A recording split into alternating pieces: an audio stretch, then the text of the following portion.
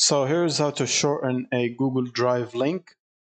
So first you will need to open your Google Drive and click on the file that you want to shorten the link for. Right click on it and click on share.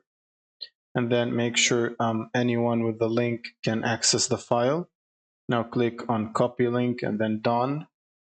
Now if you use that link like that, you'll notice it's pretty long. So to make it shorter, you'll simply need to use a link shortener. So we're going to type shorten link,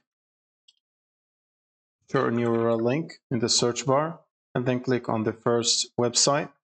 Now we will need to paste this link in here, and then click on shorten URL. And now it has generated a short link for us. You can click on copy link. Now you can send that link or use it anywhere you want, and it's going to be a short link. And if you navigate to it, it should take you exactly to the file or your Google Drive file that you have shared earlier. And that's pretty much it. Thank you guys for watching and subscribe.